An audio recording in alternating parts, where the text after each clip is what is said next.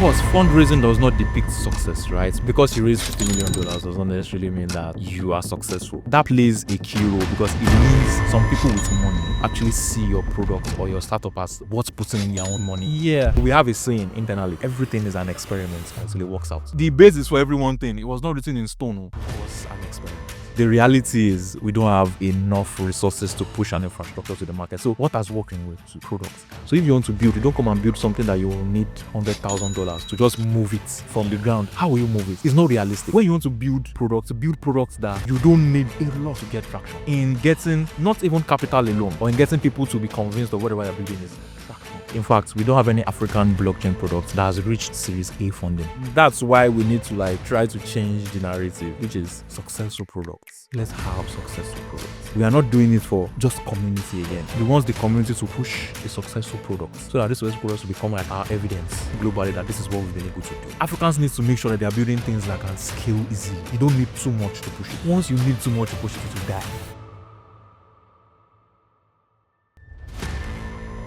Before we dive into today's conversation, I just want to say this real quick. If you're just finding us, thank you and welcome to the PT Podcast. And if you've been here with us since, thank you for sticking around. My team and I are building the PT Podcast for people like you who want to grow, people like you who want to feel seen, who want to be heard, who want to be stretched. So while you're here, we want you to do just two things that can help move us forward. Subscribe so you don't miss out on contents that actually sharpens and feeds your mind. That's literally the only thing we demand of you, to keep bringing high quality guests to the PT Podcast for every single one of us. And secondly, you want to go ahead and leave a comment right there in the comment section. If you have any thoughts, please put them down there. You do not know who would see them. You do not know who really needs them at this time. And you do not know who you are helping just by leaving a comment. Today's conversation is one of those conversations that you're not only going to hear, you're going to feel it. And we want you to take action by sharing this episode to your network, to different people building different stuffs at different phases of their life. That's the energy that we need to keep bringing high quality guests. And if there's someone in your mind, entrepreneur, founder,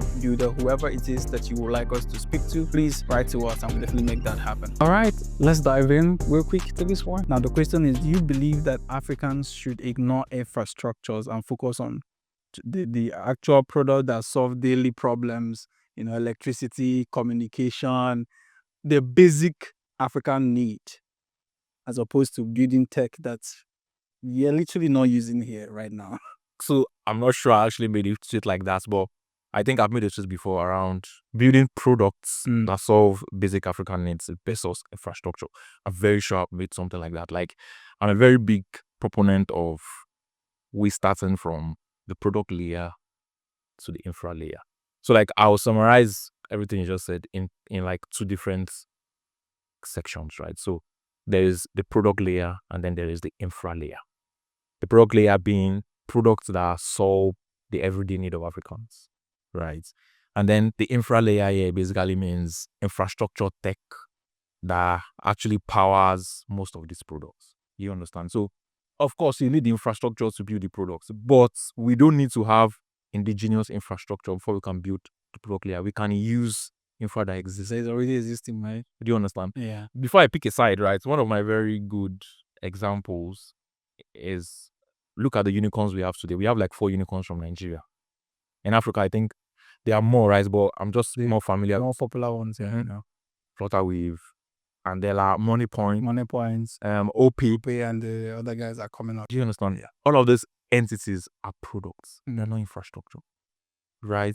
And I'm a very big fan of history. Let me use fan, right? You need to look at what has worked before and see, okay, what can happen later on. So these guys are in the Web2 industry. We are in another new, the third layer of the internet, right? Another new industry. And so if the ones that have broken out globally are products, why are we trying to do something very different and trying to focus on infrastructure? Do you understand? So what has worked is products that solves daily African problems. So why not just replicate the same thing in Web3, right? So for me, my choice is, let's start from the product layers first because of two things. One, what has worked in Web2, right? And then the second thing is, you need a lot. Infrastructure demands a lot of capital. Yeah, totally. And a lot of efforts. It's true. We don't have that yet. Only 1% of global funding comes into Africa. Just 1%. Man, Wow. Yeah. We're that backwards. Yeah. Just 1%. And so if you are trying to build an infrastructure layer or infrastructure products with just 1% of global funding, like how realistic is it? And that's why no infrastructure has actually blown up from Nigeria or like from Africa, right? Globally. But then why is it just 1%? Because now that you mentioned that, it's the first time I'm hearing that it's just 1% of the global funding that is Particularly a margin market in the blockchain industry. in the blockchain industry. But then there's a lot of, stuffs going on. I know it's not enough, but on X, right? On LinkedIn, some things are happening in some key places. I want to agree. It's right. Yeah. But like just comparing that to the global stats, it's just 1%. Yeah. So we can actually confirm this, right? You can just Google it.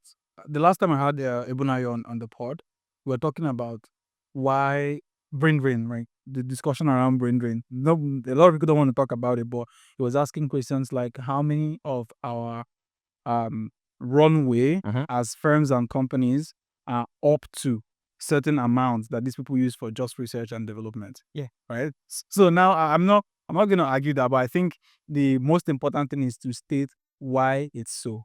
To be honest, I can't say this is like the exact opposite.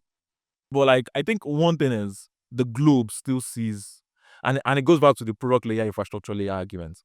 The globe still sees Africa as an experiment that has not worked yet. But we've not had products that worked from Africa. Let's think about it. Except the one. So if we are looking at the Web3 industry, right? Yeah, specifically blockchain related. Yeah. Can you mention one global product that's actually made From Africa? From Africa. Let's be very honest. I mean, we have guys that are edging in. But on a global scale, so there's something I also use as a litmus test, and I'll do it right now. So when I mention a continent or a country, you tell me the most popular global products that comes from there. Should we do that? We can try. I'll fail a lot of that. So You will fail, right? Because it's so popular. Okay, let's start from the US. Let's say Kraken. Yes. Okay. Or Coinbase or Base. Coinbase. Yeah, exactly. Coinbase. Oh wow. China. Binance, obviously. Super easy. India. Polygon. Africa. Web3 bridge. Yeah.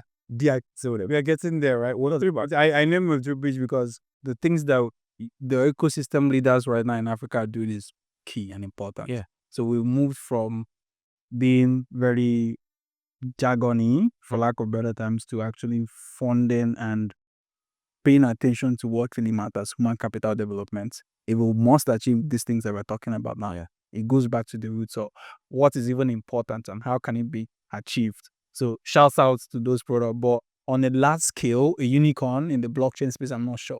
We don't have it yet. Is the truth. In fact, we don't have any African blockchain products that has reached Series A funding. We don't. Most of them is always pre-seed or seed round. How can we solve that? I think, of course, fundraising does not depict success, right? Because you raise $50 million does not necessarily mean that you are successful. But like that plays a key role because it means some people with money actually see your product or your startup as what's putting in their own money. Yeah. You understand? Yeah. And that goes a long way because if people that have backed other products see your product as what's putting in 10 million, 20 million, 50 million, 100 million, there's something there. Do you understand? And they would also, wherever their money is where they'll put their mouth. That's true. They want to do almost anything to just make sure you succeed. Right? So it's not really a right or accurate benchmark for success, but at least it's close to that. Right? Yeah. And so we don't have that yet. Right? And I think one thing that we can do to actually get that is we should focus on things that we know can scale. It goes back to product layer, infrastructure layer. The reality is we don't have enough resources to push an infrastructure to the market. So what has working with products? Why can't we sit down and also try to replicate that success in Web3, right? And people are doing it, right? But still, we've not gotten there. But then you see many top ecosystems talking about TVL, right? That's a big word now. I don't want to call it a buzzword, but it's a big thing. TVL. Yeah. Now, thinking of most of the problems that are underlying that we're facing in Africa, sometimes when I try to think about how can these problems, when converted as a solution, drive TVL in an ecosystem. I know it's a lot of thought line around that before you can come to a certain place that can help make that happen. I think one of the guys that have cracked a little bit of that is Azza Tochiko and his team, because you see how the same way we literally, they literally went to meet us at WhatsApp. They didn't say come. Yeah. Right. They came to meet us. Okay, you are here. Don't move. We'll meet you there. Exactly. Right. So I think bringing these things back to this product, there are a lot of hackathons happening here, and as we are speaking, some people are hacking right now. Right? And some people will still win a couple hacking money. So it's just like people are living off of it. It's not wrong, but I think you want to double down on why these hackathons should now focus on scalability as opposed to just something very, for lack of better terms, fancy. That can get some hackathon bouncy. Yes. I think I would not blame any ecosystem, to be honest. Like, because I don't experience them to rise, but like the idea here is the fault of both parties. Okay. The ecosystems that actually organize the hackathon, and then the guys that are hacking. Most of the guys that are hacking, like they call them hackathon hunter. So if someone on Twitter say, "I'm a 10x hackathon winner," that means you've hacked 10 times, right? And you've won 10 times, but you don't have a product, right? And I cannot blame them because Africa is the poverty capital of the world. Yeah, that's correct. It's even Nigeria. Yeah. You understand? That's correct. So like, but I mean, Africa is like the poorest continent, right? Not because we don't have enough resources, but like the people in there are the poorest, right? So you cannot expect people that have not been able to like hack basic survival to now come and start thinking about products, building the product. How do they want to push it? Do you understand? So like those are the basic root problems, right? On the hackers' perspective, like on the hacker side, but from the ecosystems as well.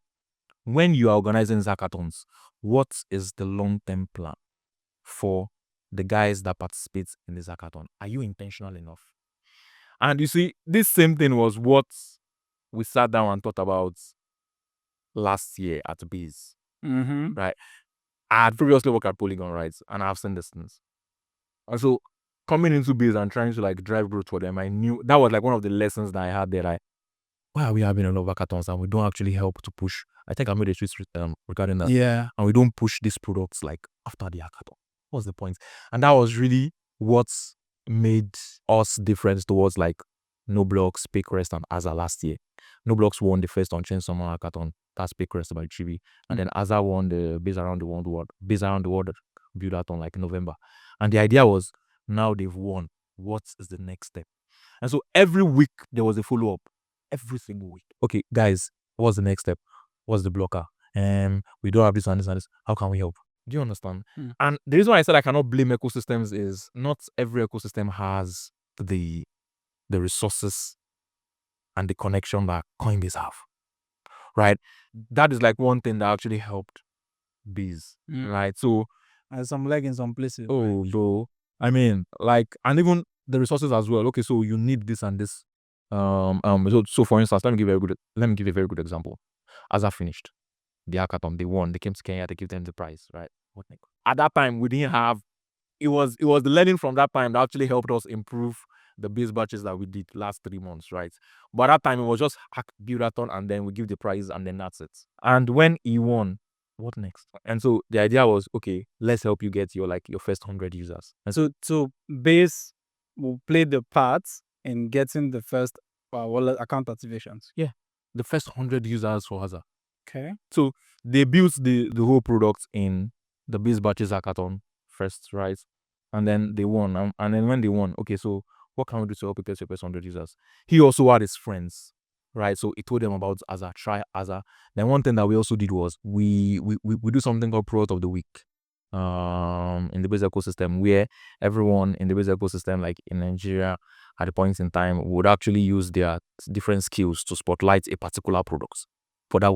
So for instance, if you're a creator, use your creative skills to spotlight that product. If you're a marketer, go on Twitter Spaces, and we did that, and they got their first 100 users to try out their, right?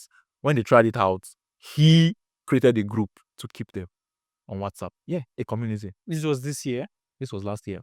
Last year, November, when they won the whole thing. So they built November, they won last year. and they started pushing the products proper. December 27, I cannot forget. That was the very first time we actually had the products ready, and then I posted about it on Twitter. And there were a lot of comments, even from my guys. Like, I can mention their names here. No, don't mention. Oh, but they're like, guys, I mean, they came and said, Dami, there are a lot of food that have used P2P platforms. Why was this the difference? Do you understand? I asked the question too, not gonna lie. Yeah. Do you understand? But like the difference here was, I think, one, their product was beautiful and seamless. Let's be very honest. And then number two, the intentionality. Okay, you've built. What can we do to actually push you guys? Do you understand? Now, where I'm going to, right, after we tried to get them that first 100 users, then they did about, in like 7 weeks, they did about $30,000 in volume at that point in time. This was individuals trading using their platform. Yeah, volume, not TVL. So TVL is total value logged. The amount stored, that's the difference. Volume means the amount of person coming in and going off. Do you understand? Right. So when they did that, I just took it to, so this was January ending, right? I took it to Jesse and I was like, you, Jesse, this guy's built this thing during our build-a-thon, and currently they've done 30K volume, right, in 7 weeks, right? Is there any way we could actually get them into Magma? You know Magma, right? Mm-hmm. Joseph Ayo. Yep. And at that time, Magma was open, right? And then Joseph was like, sure, we can actually try to recommend them to Magma, right? And there were a lot of products recommended to Magma, but only as I got them. Why? Of course, because of their product and their attraction, right? But the fact that we could also recommend them to Magma was something very, very, very needed, or let me say very necessary at that point in time, that unlocked a lot of growth for them. And so like a lot of vouching. Do you understand? So my point here, going back to what we're discussing about, was not every ecosystem has this level of understanding. I think that's one thing that I'm going to commend what Biz is doing too, right? Because I was working with Humpty way back when we were doing, Crypto Sapiens. I helped most of the podcast there before he moved and reach our on base, right? No. At the time. But when the pivoting happened with most of them, I didn't catch the balls, right? How it was going, where things were going. But over time, I sat back to watch what was going on base and the intentionality that is going into creators. So most of the ideas we picked up, even for my own brand, was from base, quote unquote, yeah, because it's some sort of good level. I think most ecosystems are waking up to it. That it's beyond development now. People can come and write code, but how many of them? So crypto has been a space for me. That's how I see it, where products come today, next 2 years they are gone. Yeah, 100%. I'm not going to buy it. That one is true. It's true. I've been asking myself, how can we stop being like this? Because sincere question I want to ask you now is, do you see yourself building a blockchain the next 10 years? 100% yes, to be honest. Why? And that's because, like I said, I intentionally, so I left Polygon 2022 December, and I took like a 1 year break, unintentional break though. So 2023, I was not working full time for any, the whole of 2023 from January to December, and it was like a break. I just sat down and I was thinking over and over again, should we keep doing this? Start, bro, right? And to be honest, like, a number of blockchains reached out at that point in time. And they're like, okay, they want to do this and this. And I'm like, okay, so when we come now, then we focus on developers again, then they do hackathons. And then what comes next, right? But like, one thing that stood out to me at that point in time was Base coming out and saying Base is for everyone. You see that I won't call it a slang. You see that statement? It's very powerful. Yeah. Because even me, I'll call myself maybe a semi-technical person, not fully technical, right? So when a blockchain ecosystem is coming out and saying this is for everyone, that means come as you are. So even if you don't know shit about development, come in. Come. We got you. And at that point in time, it's not as if they actually figured it out, but they were just trying to like just accommodate everyone. Then later on, they started figuring out that, okay, creators can actually become the amplifying machine for builders. Do you understand? Before that, the whole ecosystem was focused on developers, and it's right, because developers are like the primary target audience for blockchains. We can't use the blockchain directly. They will have to build apps that we use. But most times, when the devs come, who uses their products, right? And so I think for me, to answer your question, that was what changed my mindset. And every single day, there's something I love about Base at the Coinbase culture. This was even before I joined them officially. I just joined them June. but I've been doing stuff for them since last year, to be honest. And like, what I love about them is they are always open to. So we have a saying internally: everything is an experiment until it works out. So every single thing that we do, Yeah. do you understand? It's Works. like an experiment. Then we want to see what's the results. Then before we double down, do you understand? And so like the basis for every one thing, it was not written in stone. It was an experiment. I want to take us back to survival in Africa versus building sustainable solutions, right? What's the right approach now that everyone needs to start putting? I'm not talking about only people that are already building, people who are coming in to build. Yeah. Because at some point, we would want to go and meet our president to tell him about cryptography. I mean, people have been doing that over time. There's a lot of stakeholders in different places that are doing all those things. True. What is the guarantee that this thing can work in the next decade? It has worked already. It has worked. Yep. But what is the guarantee that it will don't think work? I don't think it has worked in Africa, but bro, let's be very honest. Regulatory wise, it hasn't worked. A lot of our government has been very So when we go through regulation, it has worked. But based on use case and the GDP that has come into Africa, we are trying to make it work. Like saying it has worked is a very big statement. Then it means we've actually gotten somewhere. We haven't gotten to a significant milestone yet. This is me being honest. Like, you see, the reason I'm trying to be honest here is we have to understand where we are to know where we want to go to. Do you understand? We are trying to make it work. It has not worked 100% yet. If it has worked, then we would have 3, 4, 5 unicorns in the Web3 space. Because you see, when we have that, I'm not sure you actually you experienced this, but when Stripe came in and bought Paystack, it created a very, very important multiplier effect in the tech ecosystem. Yeah. Because people knew that, so I can actually build a company from Nigeria and Someone will come in and buy. So it doubled or tripled people's interest into building a tech startup. Do you understand? I was there that day. Even when I heard the news, I was like, this is big, right? Do you understand? And it gave every Nigerian that imaginative possibility that I can do this as well. In Web3, we've not had that in Africa, bro. We haven't. And so when we have that is when we can say, then it has worked to a point, right? Or when we have our African governments coming in and pushing us and backing us, then we can say it as well. But for now, we're still trying to make it work. What then do you think it should be the right approach to achieve this? There are two things, right? There are two ways that we can go about it. The normal building routes and then the regulatory routes. Of course, regulations is very, very important, but innovation cannot wait for regulations. If innovation waits for regulations, we will not innovate at all. We'll just be stuck. You understand? So regulations has to come and meet innovation. It happened in the US. Coinbase played a very big role. Yeah. I saw all of this. And so that's why I'm saying we cannot wait, right? Even though the government is still hindering us a lot, but we cannot wait. And that's why we come back to the products, the building route, which is first, Africans should build products that have less resource intensive. I would explain that, right? And number two, can also scale widely, easily. I'll explain. Now, the first one, which is like building less resource intensive products, it goes back to your question about survival. Africa is the poorest continent, not because we don't have resources, but because the people that are there are the poorest set of people in the world, right? If you are building from Africa, like we said, a lot of funding, there's only 1% of funding that comes in here. No money there to push them.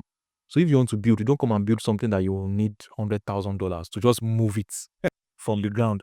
How will you move it? It's not realistic. Do you understand? But when you want to build products that you don't need a lot to push it to get traction. Because the main thing here now in getting not even capital alone, but in getting users as well, right? Or in getting people to be convinced of whatever you're building is traction. People need to see. There's a lot of story that I want to tell, but it's not mine to tell, right? To be honest, like there's a team, we will tell their story on X because we interviewed them as well. But I will not mention their names, right? There's a team that applied to a US accelerator program and they got rejected. When they got rejected, the CEO sent a personalized email to one of the co-founders of that accelerator program, a very popular one, and then attached the link to extraction in that email. And then that co-founder in the US replied him and said, why didn't you guys include your traction in the first place? They got into the accelerator program. They are the only African team that is backed by that accelerator in Africa today. What changed? Traction. Now, what I'm trying to say here is Africans need to make sure that they are building things that can scale easily. You don't need too much to push it. Once you need too much to push it, it will die. Because nobody will come and give you as an African $10,000, $100K to push a product that they don't know if it will work or not. Like, we are past that stage in the Web3 space where I have an idea, I'll come and pitch to investors. Want to see that. Not even investors, but anybody that wants to back you want to see that. Is this something that has already started working? They want to see the live traction. Does it have users? Does it have volume already? Right? So, as an African, build something that can scale easily without spending much. That is very important, right? Number one. And like that's where the idea of mini apps came from. Mini apps on Fracasta or Base app. That's where the ideas came from. This same thing is what happened in India. Right? There's a particular thing called Noise. Noise built, they were the ones that won the base batch 001 globally. Right? And that was because these guys built something on Fracasta as a mini app. They didn't need to spend so much money to start pushing it. It's the same thing that Azar did on WhatsApp. These things are things that people have done already, that we've seen that works.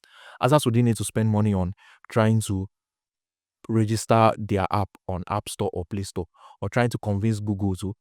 They just built it on WhatsApp and they came to meet us where we are and people started using it. So they didn't need so much. I'm saying this because I know their story from beginning. They didn't need so much to push the product. You understand? Africans need to build those kind of things that can scale easily.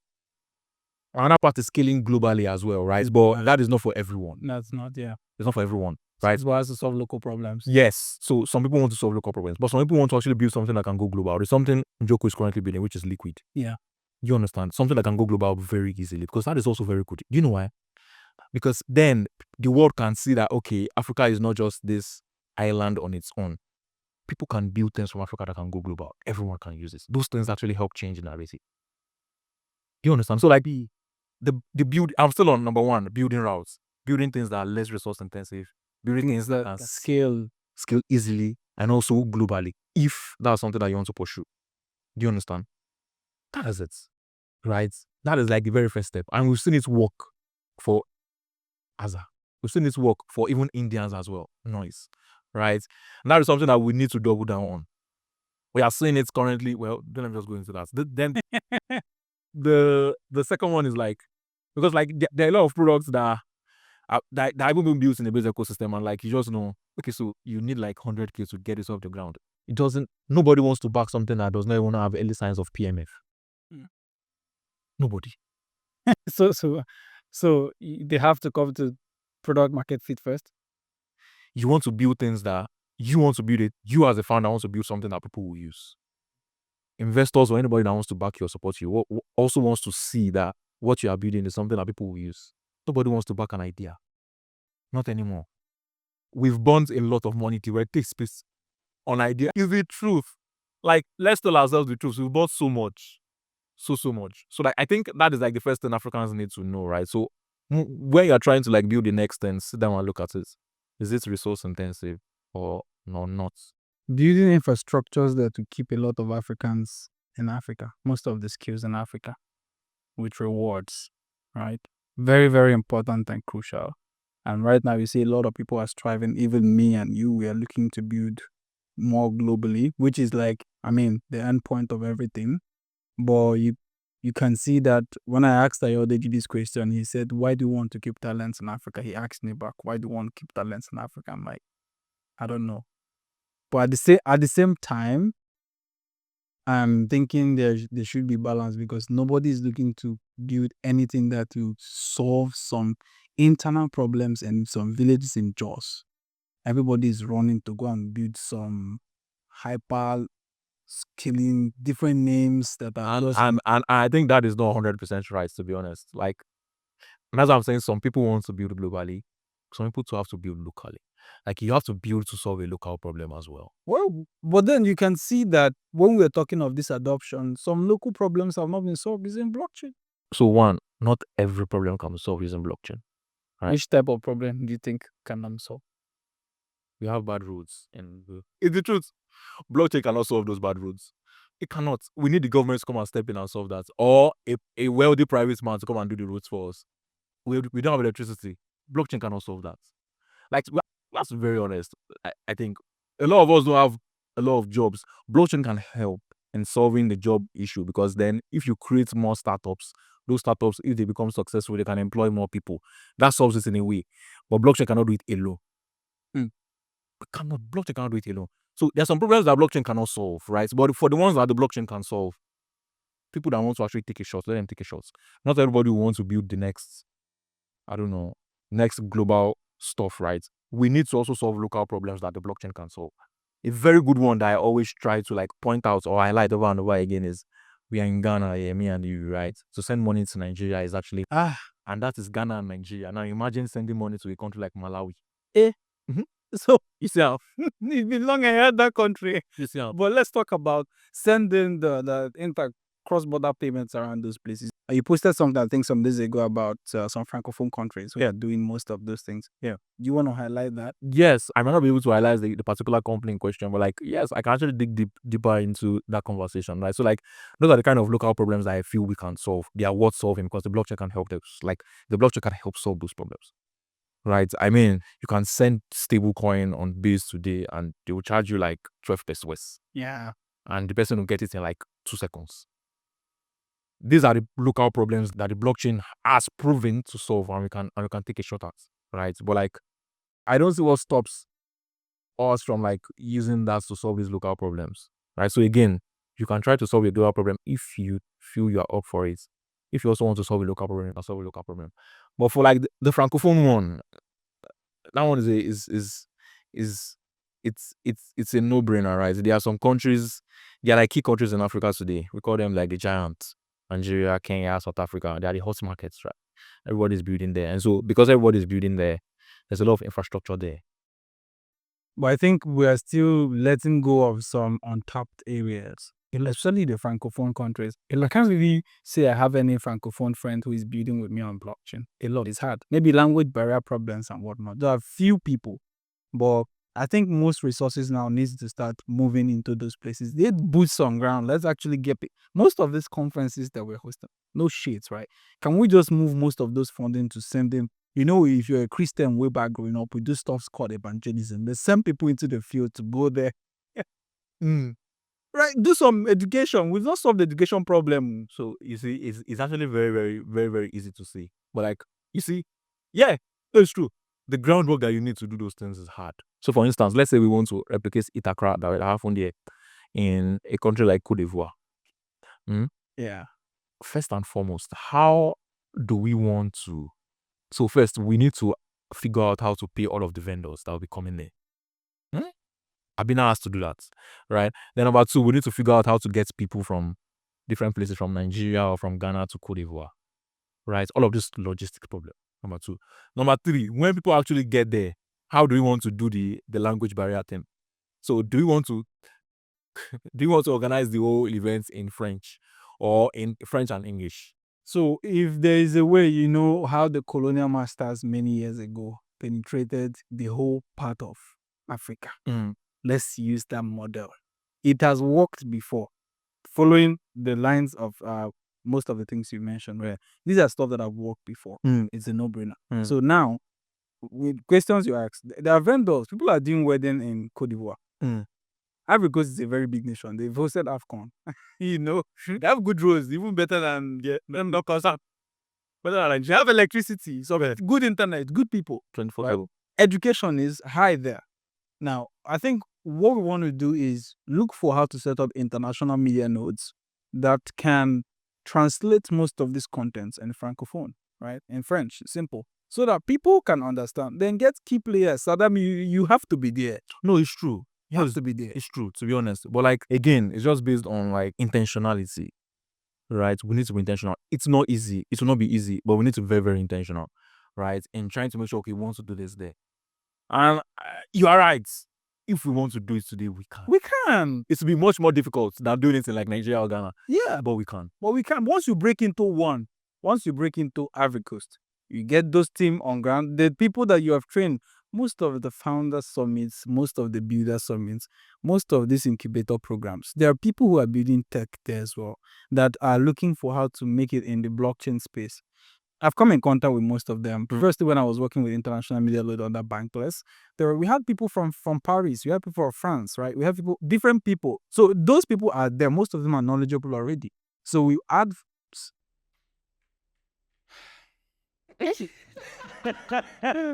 Why the pause? If we want to do it, we'll do it. We'll do it. Yeah, it will be less difficult than doing it in Ghana or Nigeria, but we can do it. Do you understand? In Cote d'Ivoire, in some countries, we cannot do it. Too. So, for instance, in a country like Burkina Faso, we cannot do it. That country is then stable. First and foremost. Okay. Do you understand? Let's come back to this guy because but the want issues. I'm in Africa. Yeah, but in the Francophone countries, what I want to point out here is the conferences is possible, but building products is hard because you don't have infrastructure. In Ghana, I can tell you for a fact, Asa just expanded to Ghana, right? Yeah. It was not easy. And even till now, it's not easy. Compliance and whatnot, regulations. Not even compliance. The infrastructure needed to move crypto to Momo and Momo to crypto. Not everyone had. There are just like one or two providers like that can handle, yes, in the whole of Ghana. In Nigeria, there are lots. In Kenya, a lot. Don't you think we should now start focusing on duplicating what is working in like some of these giant countries in Africa? That is one of the issues we have, right? So people are trying, but nobody has been able to hack it, right? And the issue is because people go where the liquidity is. Is the truth. We got to stop. This is still part of the survival thing that we're talking about. Yeah. You see, most of liquidity is centered around this Nigeria. I mean, Nigeria is big. Kenya, South Africa. Rwanda, for the most part, a little bit. Ghana, a little bit. How many crypto? And some part of Ethiopia, just small. Do you understand? It doesn't mean there are no volumes in these other places. Yeah, there are volumes, right? Because these guys have a lot of demand, but there's nobody servicing them. But the thing is, the volumes are not attractive enough for people to actually now gonna put all of their head and sit down and say, the person that can actually help. So I don't know if this will actually go on live. I'm telling you for a fact, right? The person, I'm not sure if you asked Magma. You asked Magma. Yeah.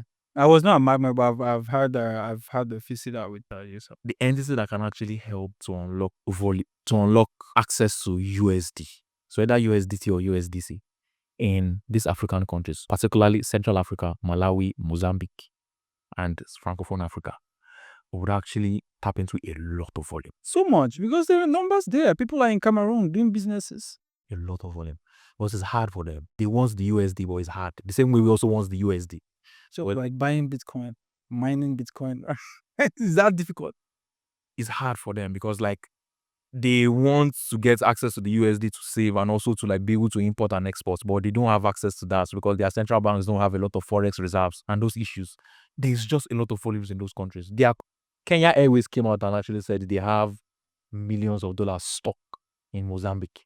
And that's one of the reasons why these airlines don't actually provide direct flights to these countries. There's a lot of money stock because they cannot pull it out because these countries don't have sophisticated infrastructure for them to pull out their money. So we have Paystack. Paystack doesn't work in Mozambique. Do you think we are still too new to the third layer of the internet Web3 that is causing all of these things? Because the level it's been more than 5 years already of building. 10 years. 10 years in Africa.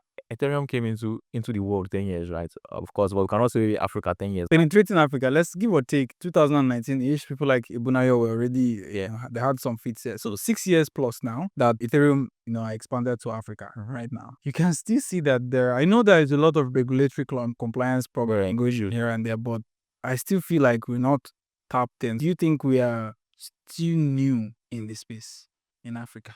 We are new now because we've not gotten anyway. We've not gotten any significant thing done, right? Like, whose fault do you think that is? Okay, not throwing blames. It is not anyone's fault. It can be because of Africa is a very complex market. Even to understand, you need give or take 5 years to understand the African markets. We've been here for like at least six plus. What I'm saying is, who has been here for 6 years? Is it everyone himself or the whole industry at large? Some key players, thinking about it, they've actually tried, right? Yeah, we've tried. No, I'm never forcing anybody. And I'll say it is not anybody's fault, right? But the African market is complex because we don't have even the basic tech that we need to build the third layer of the internet on.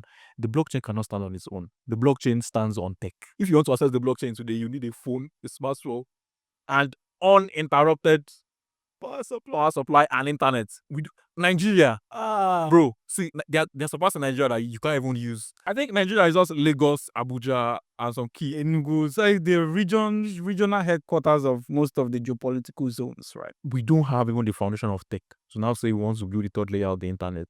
Right? It's just so that is what makes the whole thing complicated for Africa. My argument is that we have a little bit of tech. Yeah, we are getting there. But have you seen, okay, I mean, Zeus just did maybe I would say the first billboard for a blockchain crypto event on the major highways. So that one goes back down to regulatory. That's a regulatory problem. So I'm not sure if you are supposed that out, right? But I'm just saying the fact that we cannot put out those things, right, is because of the regulations, of course. Like the government, look at what the government did to Binance, right? The government is still very hostile. Nigerian government is still very, very hostile towards the blockchain. So see, we have two main problems, right? The regulatory is the second. The first one is the building one, right? Land. Even the building one as well, we don't have the foundation of tech. So now come and say we want to build the third layer of internet on it. But at least the ones that have, let's target those ones and let's try to solve the problems that we can solve. That's just the idea here, right?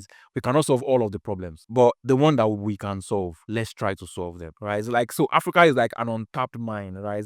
There's still a lot to do. And that's why I'm saying we should not say we've gotten there. We've not gotten. I'm going to take that back. We are trying to get there. To get there. Once we can actually send money across Africa in like seconds, we are getting there. You can do that in Euro. You can do that in the US. You can use Cash App. The banking system is not that sophisticated, but you can use Cash App today and the person gets it. So like in other states, right? In the US, but like in Africa, my bro. Still talking about adoption though. You know, the early days when cryptography came into, take Nigeria for example, right? It was more like associated to fraudulent activities and whatnot. So now, how are we going to end back that trust? Because I know it's one of the things that not helping the adoption of blockchain technology in Africa, actually. I mean, my father is well schooled, so he understands most of this. He's a finance guy. My dad is a chartered accountant, right? So he knows a little bit about that. But then another person's father that does not want to have anything associated with crypto. Yeah. Because they've seen that some boys that are being arrested are called crypto traders. Yes. Well, all of us know that they are not crypto traders. Yes. Right. So now that a lot of people are skeptical about blockchain technology, what's in your own thought the best way or one of the ways we can go about earning back this trust? Two major ways. We should have the government on our side and governments come out and say we have regulated crypto and we've seen crypto as a good means to actually transact value. Once they do that, they open the floodgates for not just retail, but for institutions as well. You see, businesses are the ones that have the capital, and these businesses, they have trust as well. We have OPay, we have Kuda, we have Money Points, but my dad still chooses to use his GT Bank. That's several. EcoBank and Stanbic. Same as yours as well. Yeah. Why? Because these guys have actually been there for years. They've earned the trust. For these guys to actually come in and say they want to dabble into crypto, the government has to give them go ahead. Do you understand? Now, if EcoBank comes out and say you can now purchase crypto through EcoBank, you don't need to convince your dad that crypto is good or bad. EcoBank is convincing him already. And the reason why he will believe is because he trusts EcoBank already. So we are leveraging EcoBank's trust into crypto. Same as every other institution in the continent. If Paystack comes today and Paystack says you can actually pay your merchants through crypto, their merchants don't need to double think because they already trust Paystack. You see, trust is earned, but trust can also be borrowed, right? You can borrow trust. Yeah. You can. Especially if you are leveraging another person's brand that people trust. Do you understand? So for instance, when the government actually comes up and say this is legal, it opens up the floodgates for institutions to come in. And these institutions already have trust, right? Now, that is like one of the easy way outs. I say easy because it's like shortcut. The long-term way out is we also build products and startups that can now earn people's trust. That takes time. A lot. Do you understand? 15, 20 years. Do you understand? Look at, apart from Paystack, right? Paystack has also earned push trust, right? Similar as Flutterwave. Givers. Oh, Piggy, yeah. They've been here for 10 years. And a lot of students actually trust them. So much with their life savings. With their one end. So a student that don't even know where they will find the next month's money, they will see money and just put it into PiggyVest and lock it because they know PiggyVest will give them back that money, right? So now if PiggyVest comes up and say you can now save using crypto, some of them will actually want to try it out. So PiggyVest has painstakingly built that trust. So that is like the second way out, but it's longer because you have to be there. So we are talking about building startups and businesses that will be there for like 10 years. Do you think the current devs and builders that we have right now tuning themselves into that place? Yeah, they are trying. So there's something I've noticed about Azar again. Not just Azar, there are also other examples like Hurupi and even Onboard. Yeah. Right? I use Onboard a lot. So Onboard has a very good feature. You can open up a virtual US account. They send money to it from the US. And then it automatically converts into USDC. And then you can put it out into your wallet. I use that almost every month. Do you understand? Now, I do thousands of dollars using that feature. Why? Because I trust Onboard. Do you understand? If anything's up, if a new platform comes up today, I'm not giving you my money, but I wouldn't try this with. So I may try it with like $1, $2 first. And then if I see that, okay, they are consistent, then I can try it with like 1K, 2K. Sure, do you understand? Same as Azar. When Azar started, people were doing or trying out Azar with like $10, $20, $10. just to make sure that the tech is strong. Just to try it out. But today, I think they themselves, one of them even said it. Today, people can do, I do like 2 million in a day. Do you understand? People do 2 million naira, 3 million naira in a day. Why? Because they are earning that trust. If these startups just have this at the back of their mind, that you are trying to build a long-term thing here that will earn trust, don't find a quick way out. Right? You want to grow, fine, but you have to do that dirty work of trying to earn people's trust. So like, there's a shortcut, the government and regulations. There's a long-term way out, which is trying to build startups that people can trust over time. I think those are the two way outs that we have. This is good. Building for the long haul, for the long game, actually. Right. Most important things are Very, very important. if people are not prioritizing the long game, if we now know that, that's why I asked the question, are you able to be here for the next 10 years? Some people cannot answer that question sincerely. I asked someone, he says he's not sure with the way things are. We're seeing new trends. The space is moving fast. I don't open X every day because I'm actually working on the actual work as opposed, putting the whole marketing of all those work, right? But the education around this building for sustainability, something that will live even after you are gone, right? Yeah. Something that you can roll over to the next generation of builders. Totally. I started talking about continuity way back 2023.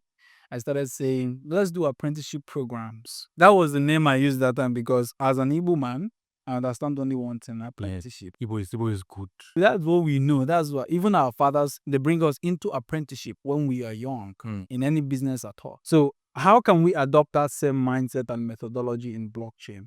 Very important. If we're able to crack that, we have people that can continue even when you are tired. Because you may be appointed Minister of Finance in the next 10 years and you don't have the opportunity to run West Africa or the entire Africa again. But who are those people that you've been able to build with you, right? When you were currently working, people that were there when you were doing the dirty work, the underground work, the boot on ground, that can say, oh, this is how Sir Dami did this some time ago, and this is how we can make it scale faster. It's true, to be honest. And I think that's where the idea of community comes in. Like, but now community has morphed. I don't think we're community in community. Yeah. For real. Yeah, it's true. Community has morphed into something superficial, and so you permit me to use the word useless. I'm a very big fan of community, but like not that kind of community, like community that we all understand community to be. Because now it's even reputation wise, if you come and say you are in a community, people just look at you like you don't know what you are doing already. It has a bad reputation currently. Someone told me that you can never work in the blockchain industry in a public facing role. That has to do with community. True. How did we get here? In a very short period of time. We're supposed to be optimizing for something way bigger and higher, right? Yeah. I mean, like, that's why we need to like try to change the narrative, which is successful products. Let's have successful products. So we are not doing it for just community again. We want the community to push a successful product so that this successful product will become like our evidence globally that this is what we've been able to do. In that same line, do you think it needs to be built on only one chain? At this point, where we are right now, I'm not sure I'm very much comfortable building, and I'm saying this publicly, right? It may even taint a little bit of my, for lack of better terms, ability to get some big paying gigs, right? Yeah.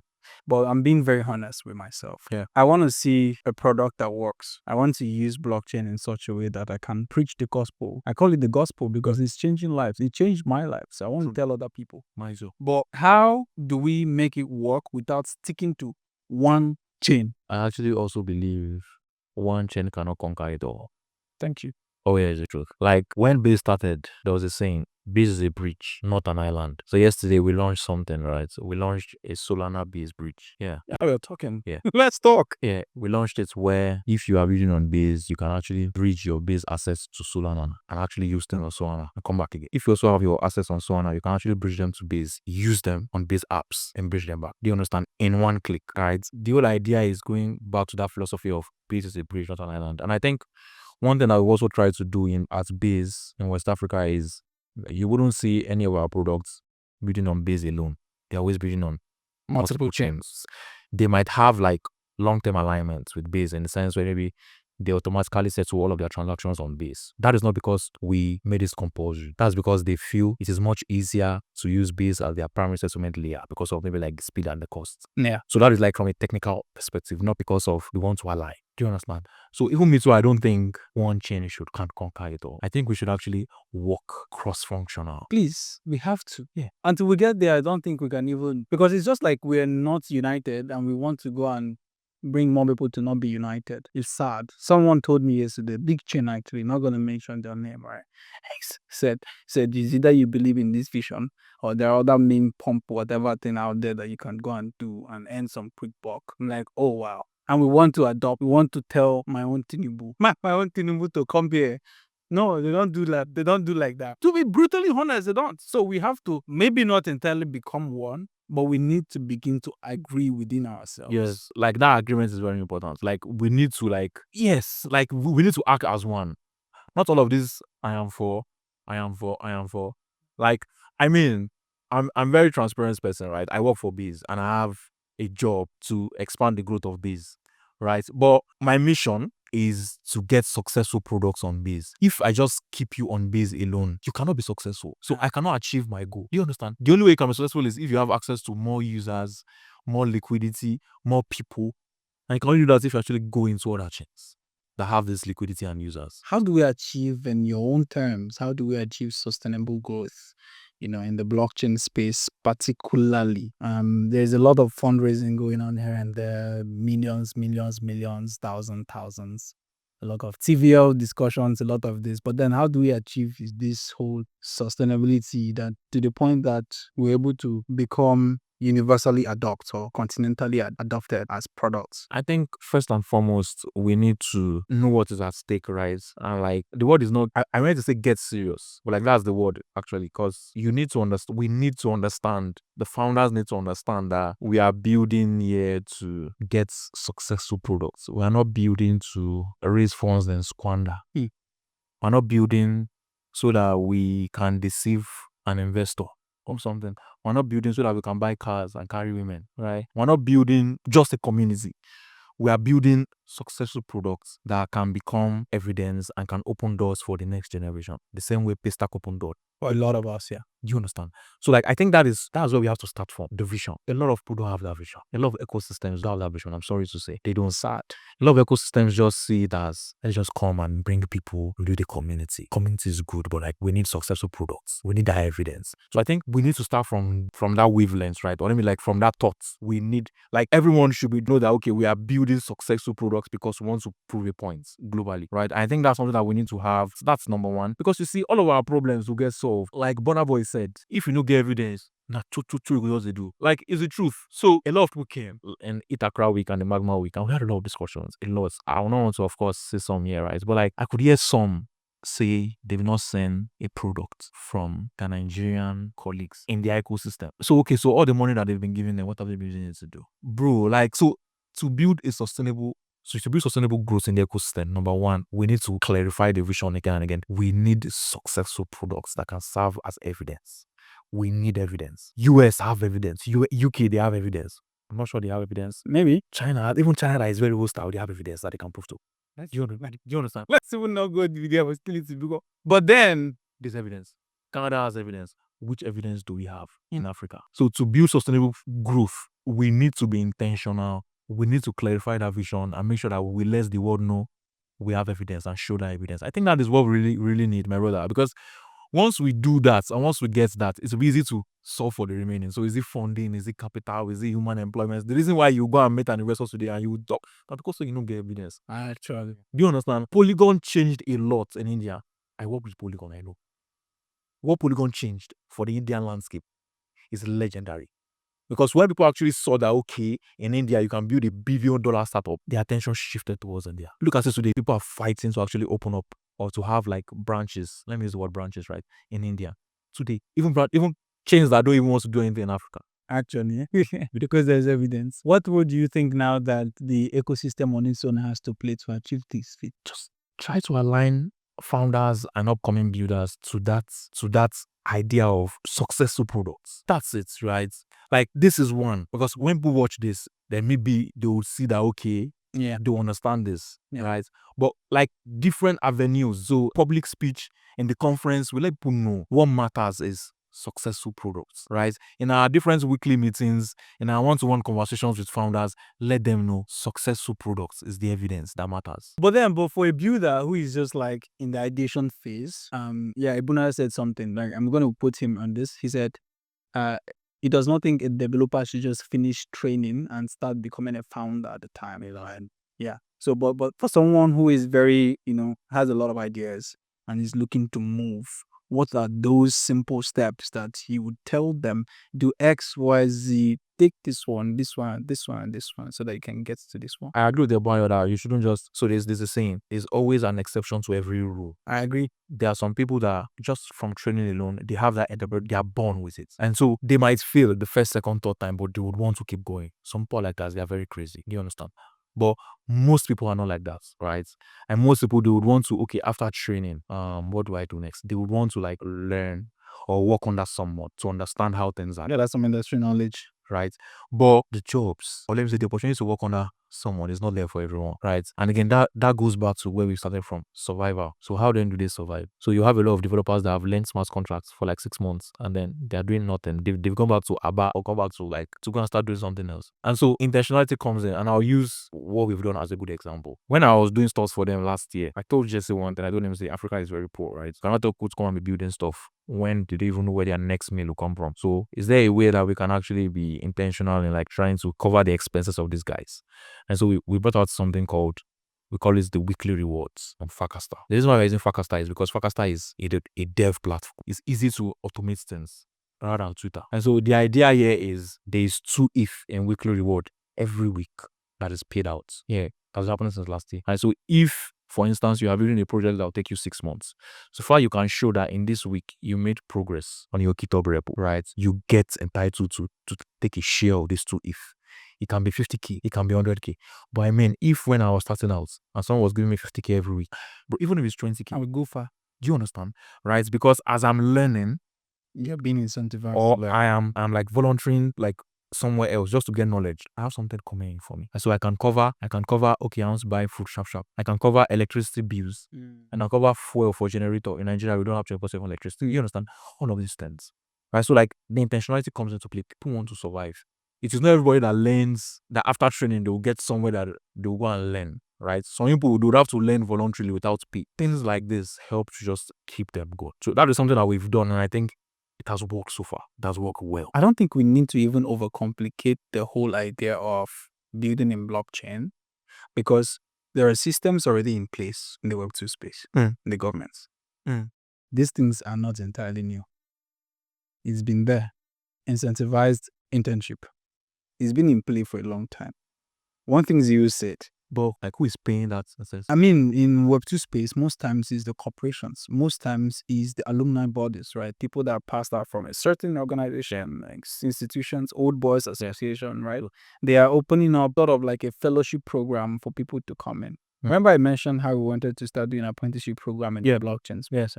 Thank God for people like Ibunayo and people like all this whole hacker house, builder house coming up here and there. Blockfuse Loud, shout out to him, Peter. Blockfuse, Blockhive, and all those communities that are like strategically positioning themselves in some areas of the country, regional places, right, to bring people in. But then it can be violated too, right? There needs to be a balance in incentivizing contribution, because a lot of civil attacks can happen. People can start faking who they are not to become stuff, with the use of artificial intelligence and whatnot. Very well. So, but then the whole idea is, since Base has started it, I would literally want to see more of it in some of the other ecosystems. So I think some are actually doing well. Like, let's be very honest, right?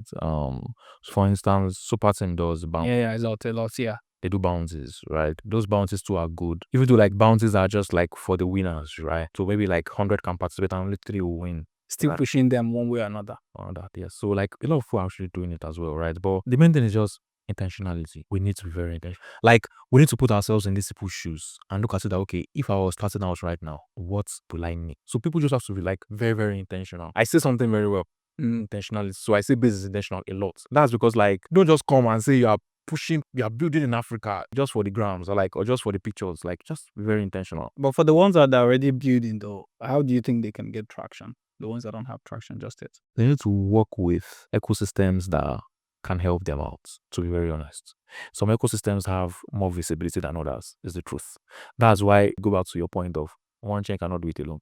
Exactly. Right? Some chains have good visibility. Yeah. And some chains don't have visibility at all. You understand? So if you are a builder, like that choice is very critical, right? It's left to you, right? But like you just need to work with ecosystems that will push you to get more visibility and more users. It's as simple as that. It's the raw truth. Do you understand? So for the ones that don't have traction, work with ecosystems that can support you to get that traction. How do you then connect more of these ecosystems instead of isolation? You want to connect islands that have resources, not islands that are dead, right? I'm actually just trying to be very considerate to your words. Do you understand? Like I do. the idea here is I love what Optimism is doing. Super chain. Yeah. So Base, Lisk, everyone, Optimism minutes, like they're all coming together. Even though they are still working on it, it's not perfected to be very honest. I mean, we are not even decentralized a little bit, so we're guessing there. The idea is they want it to be that okay, if you are on one chain, you're on every other chain. Right, so you don't need to like be changing RPCs in the back end, right? So if, for instance, you are on Base, you can tap into liquidity on other chains in the super chain. So everybody operates as one, right? But that has not really been like implemented live. They're still trying to build it. But the idea here is chains that want to be in that type of thing, they want to contain as well. Nobody wants to host the parasites. Yeah. Do you understand? So if I'm a chain, I have visibility. I want to share from your pool, right? From your own. Do you understand? Not that okay, you don't have any visibility and you want to tap from me. Okay, so what am I getting in return? I think chains need to just try to. It's not easy. I'm not going to lie that one. Like, see, I talk from privilege here, right? But and I know that privilege. So, but it is not easy to like get visibility as a chain. It's fucking difficult. But like, it's the game, and that's why some will start, some will die. It's only like the strongest ones that actually survive, right? So how can we make them work as one? We can make them work as one if they have liquidity. They all come together. Ethereum is trying to figure that out. Aside that as well, we just need to make sure chains as well, they try to get more traction on their past. Oh, in addition, I think it's still a business, right? Even in the marketplace. I mean, everybody is like a competition. Even when we say we are not competing, we are literally competing, right?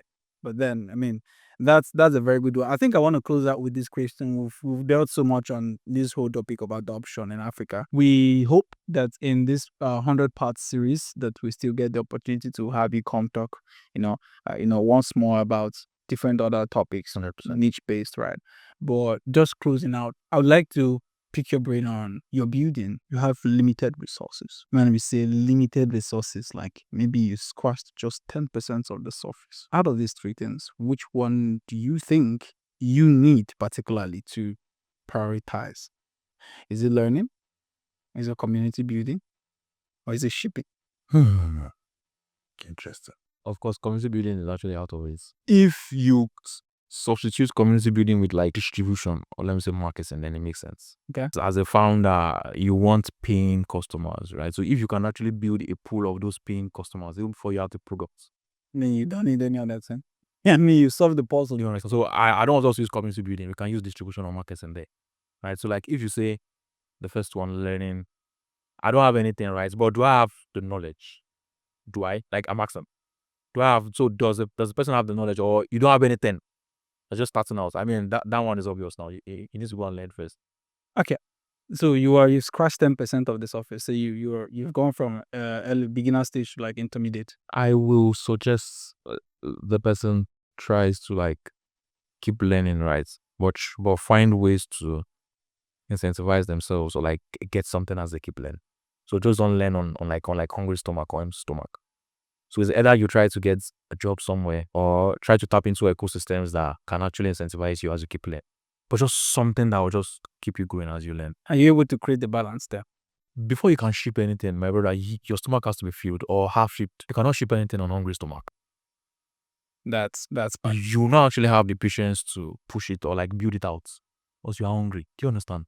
So I think it all goes back to learning. Now, as you learn and as you try to like get something for yourself, right? As you learn, then you can now use like You can use the shipping as like your side hustle. Let me say side project. Yeah. This is Africa. Like we have to be very realistic, like very, very realistic to ourselves. So try to learn and try to get something that actually pays you or covers your basic expenses as you learn.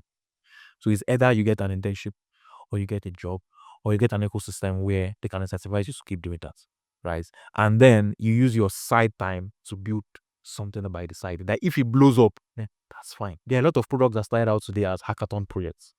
Right? They were like side hustles. So I think the best thing is learn, try to find something that will cover your basic expenses as you learn. And then you can now use your maybe like your spare time to try to build something. You can use everything that you've worked for over these years. God forbid. God forbid first. No, God forbid, bad instance. But just, how red lights happen in life.